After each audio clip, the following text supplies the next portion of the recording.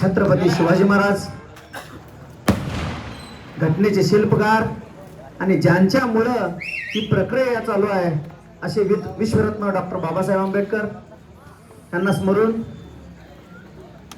आजचा हा कार्यक्रम सूरज चौगुले यांच्या वाढदिवसानिमित्त आणि एक बैठक म्हणून आपण आयोजित केली।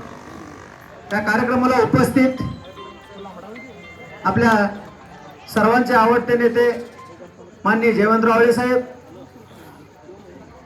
आमचे लाडके माजी आमदार साहेब राजूजी आवळे साहेब, उपस्थित आमच्या गावातील सर्व मान्यवर मित्रांनो, आजची बैठकीचं महत्त्वाचं कारण सांगतो तुम्हाला। मला बरेच फोन आले की प्रवीण आम्हाला तुम्ही फोन पण साधा केला नाही, काय करायचं ते सांगा ना, तुमचं तुम्हीच पळाला आलाय, तुमचं तुम्हीच करायला आलाय। मित्रांनो,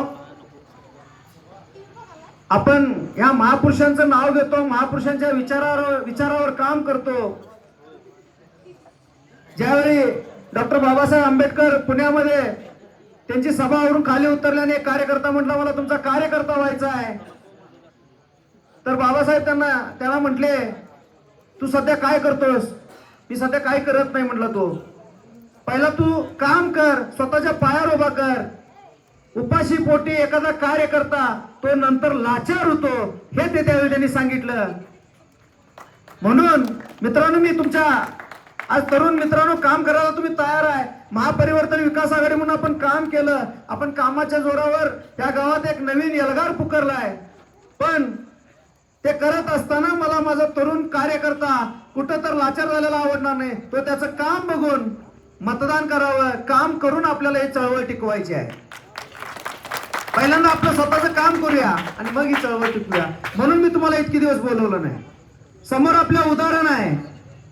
मी आवळे साहेबांना, दोन्ही पण आवळे साहेबांना सांगू इच्छितो, गेली 40 वर्ष आमच्या गावात विकास कसा झाला तुम्हाला सांगतो। विकास हा फक्त कागदावर झालेला आहे आणि खरोखर विकास एक स्वच्छ आणि सुंदर आहे ते आम्हाला बनवायचा आहे। म्हणून आमचा हा सगळा उठाठेव चालू आहे।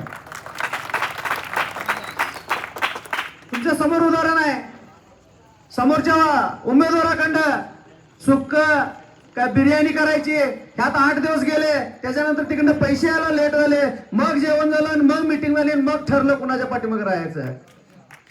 तसं आपल्याकडे नाही, आपल्याकडे ती सिस्टीमच नाही। मी कुठल्याही प्रक्रियेत मित्रांनो तुम्हाला प्रामाणिकपणे सांगू इच्छितो, ह्या निवडणुकीमध्ये मी कुठल्याही प्रक्रियेत यंत्रणेत नाही, मी माझ्या पद्धतीने काम चालू केलेलं आहे।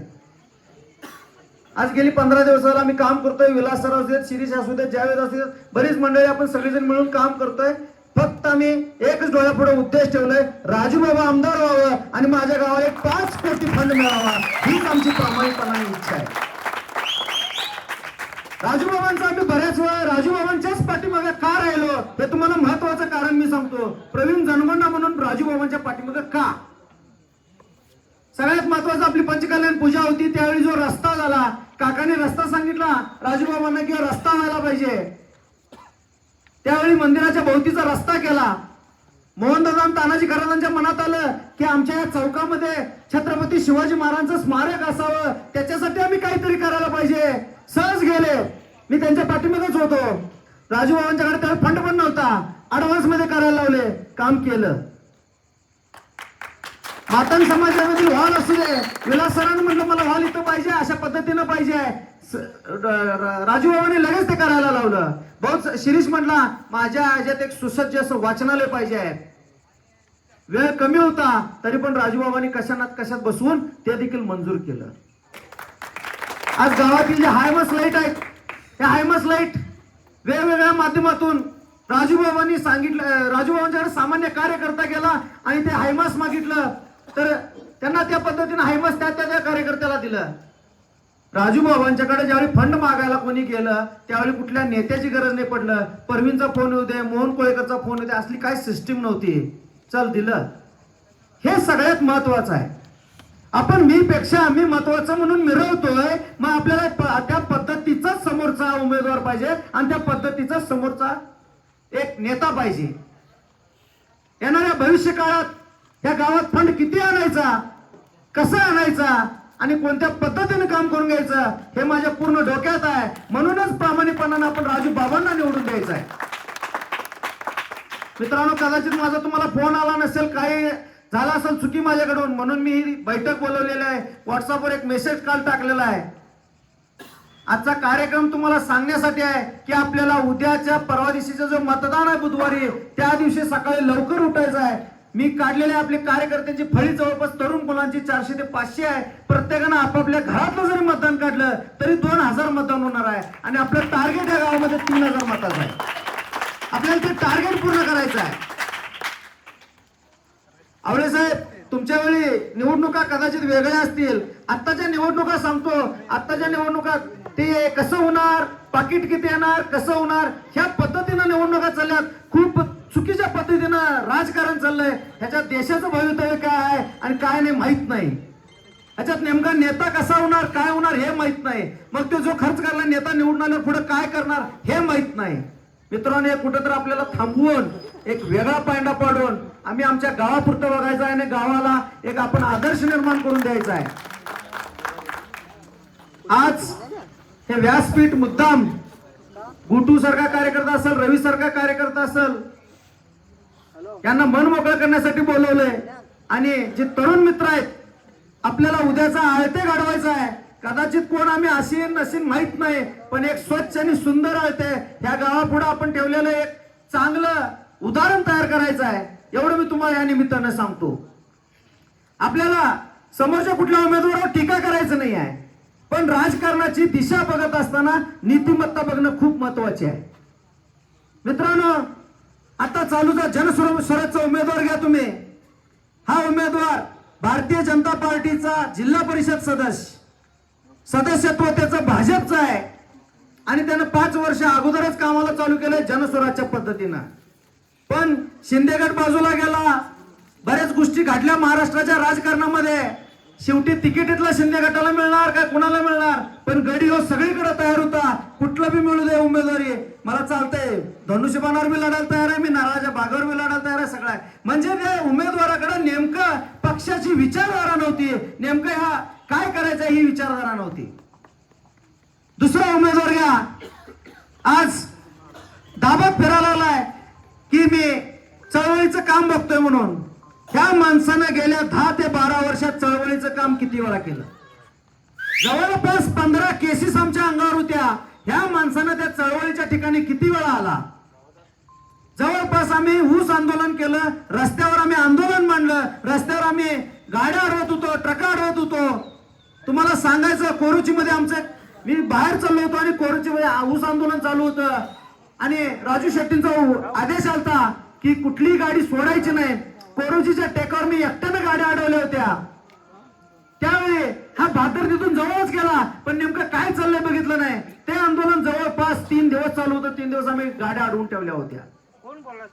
उमेदवारी कुठलीही मिळू दे, गडी तयार होता तो देखील. ज्या पक्षानं त्यांना 10 वर्ष आमदार केलं, ज्या पक्षानं गोकुळची संचालक पद दिलं, तो माणूस एका मिनिटात उमेदवारी चेंज करायला तयार झाला. गेल्या वेळची उमेदवारी घ्या राजूबाबांची, त्यावेळी उमेदवारी तिकीट मिळते का नाही, मिळते का नाही असं होतं. मग त्यावेळी मी आणि मोहन दादा आवळे साहेबांच्याकडे गेलतो. आवळे साहेब घरात होते. साहेब, तिकीट खरोखर मिळणार आहे का नाही? तर आवळे साहेबांच्या तोंडातून वाक्य आहे, साक्षीला मोहन दादा आहे, तिकीट मिळते का नाही माहित नाही, पण काँग्रेस पक्ष ज्याच्या बरोबर असेल, प्रवीण, संघटनेला तिकीट मिळालं तरी पण आम्ही संघटनेबरोबर असणार आहे, हे तुला मी सांगतो म्हटले. ज्याला तिकीट मिळेल आणि काँग्रेस पक्ष जे सांगेल, काँग्रेस म्हणजेच जयवंतराव आवळे, हे सूत्र आहे, लक्षात ठेवा. मगाशी अशोक सरांनी सांगितलं की आवळे परिवार म्हणजे काँग्रेस, पण ज्याने टीका केली सर, त्या व्यक्तीला काँग्रेसचं तालुक्याचं उपाध्यक्ष पद द्यायचं आवळे साहेबांनी काम केलं होतं, हे त्या माणसाला कदाचित विसर पडली असेल. त्याची राजकारणाची सुरुवातच आवळे साहेबांच्या पासून झालेली आहे. काही गोष्टी विसरून चालणार नाहीत. मी सर्वसामान्य माणसाला कळकळीची विनंती करतो, महाराष्ट्र धर्म टिकवायचा असेल, छत्रपतींचा विचार ह्यात रुजवायचा असेल, बाबासाहेबांचं संविधान वाचवायचं असेल, तर आपल्याला काँग्रेसशिवाय पर्याय नाही. मित्रांनो, एवढंच तुम्हाला मी सांगतो. आम्ही चळवळीचं काम करत होतो, पोलीस केसेस होत होत्या, आम्ही आंदोलन करत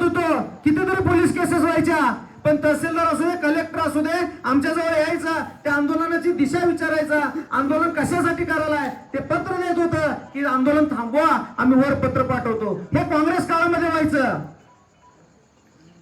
2014ला राजू शेट्टी साहेब भाजप संघ गेले, एक विचार घेऊन गेले होते, पण नंतर लक्षात आलं ही चळवळच मोडून काढायची आहे. मग ती सदाभाऊच्या माध्यमातून ती मोडून काढली.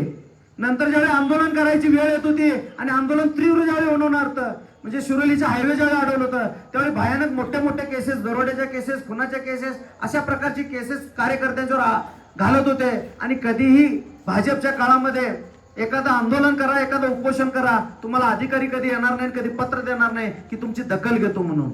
म्हणजे ही हुकुमशाहीच्या मार्गाने चाललेली दिशा आहे मित्रांनो. बदल हवा, परिवर्तन हवा.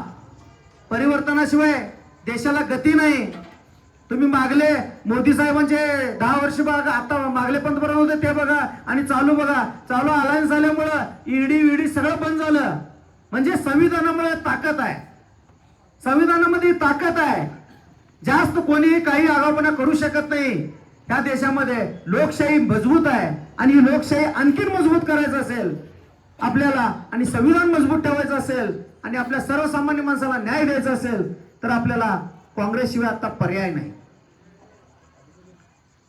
मित्रांनो, ह्या बैठकीला आपण सगळेजण उपस्थित राहिला, आणि आमच्या विनंतीला मान देऊन आवळे साहेब पण आले, आणि राजू साहेब पण आले, आणि मान्यवर आले वेगवेगळ्या. आवळे साहेब, तुम्हाला सांगू इच्छितो, याच्यामध्ये सगळ्या पक्षाची माणसं आहेत, सगळ्या विचारधारेची माणसं आहेत. ही सगळी एकत्र आले फक्त आणि फक्त राजूबाबांना निवडून देण्यासाठी आलेले आहेत. आमची संघर्ष करण्याची तयारी आहे. फक्त आमचं गाव तुम्ही लक्षात ठेवून आम्हाला या गावासाठी एक वेगळी दिशा देण्यासाठी मोठ्या प्रमाणात फंड द्यावा, हा एकच हट्ट कायम तुमच्या जवळ असेल. एवढंच बोलतो आणि माझं भाषण संपवतो. जय हिंद, जय महाराष्ट्र.